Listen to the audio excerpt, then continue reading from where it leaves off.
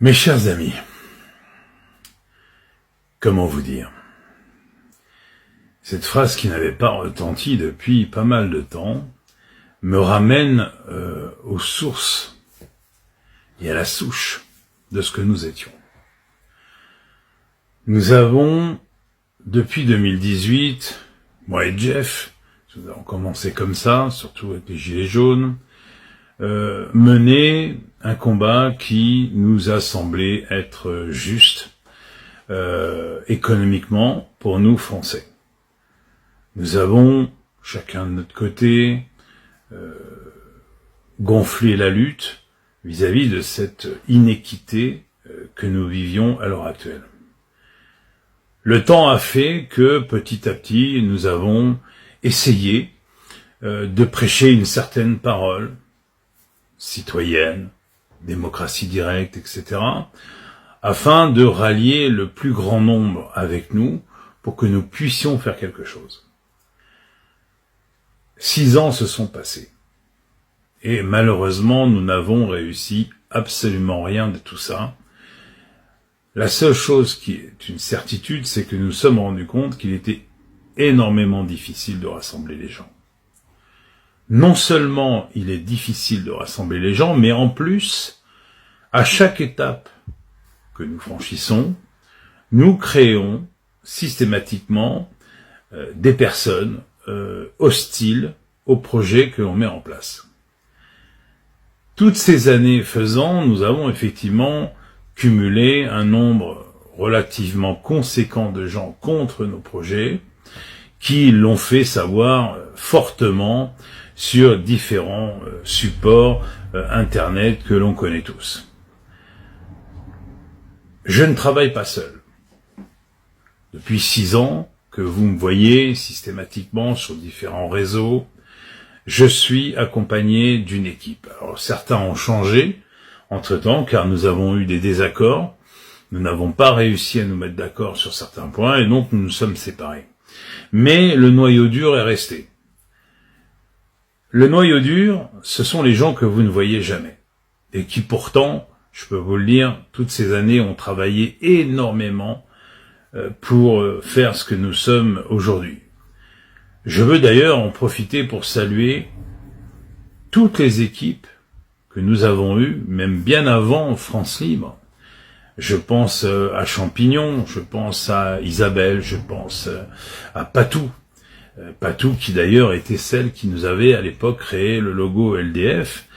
Je pense à Lily, Harley, Dada, Bambou, enfin tous les gens qui ont été au départ ceux qui nous ont aidés à mettre en place d'une manière informatique certaines choses, car novices dans cette manière, dans cette façon de faire les choses. On a eu Sandy, on a eu Kim, on a eu beaucoup de gens qui se sont suivis les uns les autres et qui malheureusement, je vous dis pour des raisons certainement de manque de communication ou d'interprétation, nous nous sommes séparés, pas forcément toujours en bons termes, mais bon, qu'est-ce que vous voulez, c'est comme ça. Toutes ces années, un travail gigantesque a été mené par toutes ces personnes. Moi, j'ai été le fleuron, le fer de lance, c'est-à-dire la personne qui est toujours devant, qui se met face aux autres et qui essaye d'expliquer, tant bien que mal, pourquoi nous agissons comme ça. Moi-même, avec mon caractère et ma façon d'être, j'ai certainement heurté des gens, j'ai peut-être eu par mes postures, peut-être blessé d'autres personnes, et nous sommes des fois allés au clash. Ça n'avait pas beaucoup d'intérêt à l'époque, car le seul objectif pour nous était sauver la France. C'était notre slogan.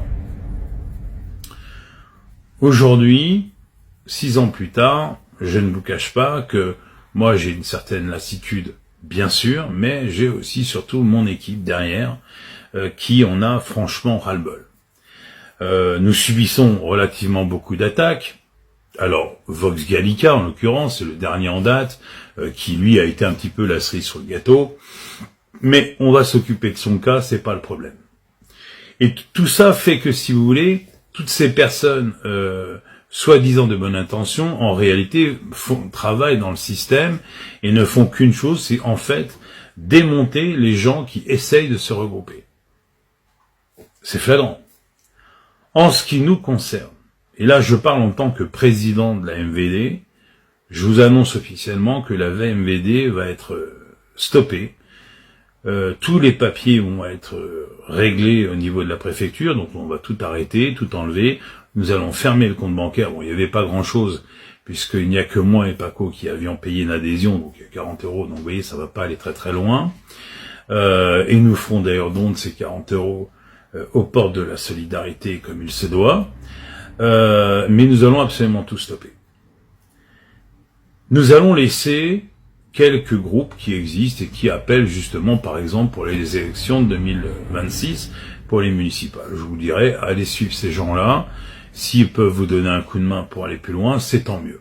Mais nous avons tellement passé de temps, nous avons tellement usé d'énergie dans ce genre de choses, que nous aussi, nous avons une vie privée, et que nous n'avons pas de temps à perdre pour des gens qui finalement ne nous épaulent pas tellement.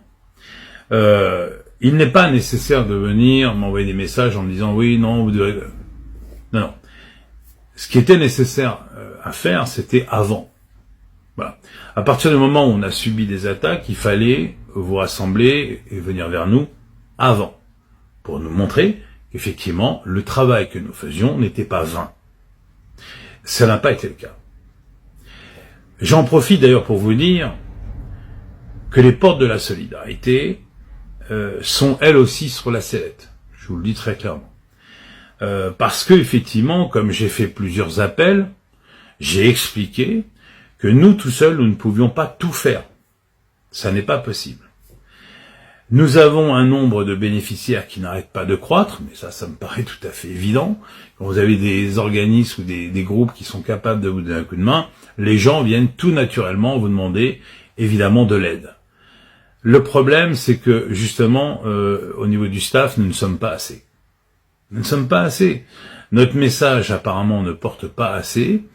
Et nous avons, comme je l'ai déjà expliqué, évidemment sur TikTok et sur d'autres réseaux, nous avons des tas de leaders, des gens qui drainent énormément de monde, qui préfèrent faire des matchs ou des jeux ou parler de l'appui du beau temps ou d'Emmanuel Macron parce qu'il a pris une gifle, plutôt que de venir en soutien aux associations caritatives comme la nôtre, qui passons un temps fou et qui nous démenons pour aider les gens à manger. Il n'y a pas de critique possible là-dessus, ni de personne. C'est une association caritative qui aide les gens à manger, entre autres. Donc c'est pour ça que je vous le dis, là la MVD va fermer ses portes définitivement, mais sachez que les portes de la solidarité sont dans la même ligne de mire. C'est-à-dire que si on s'aperçoit effectivement que rien n'avance et qu'il faut qu'on fasse tout seul, je pense que elle aussi, un jour ou l'autre, fermera ses portes et dans ces cas-là, il faudra aller voir ailleurs.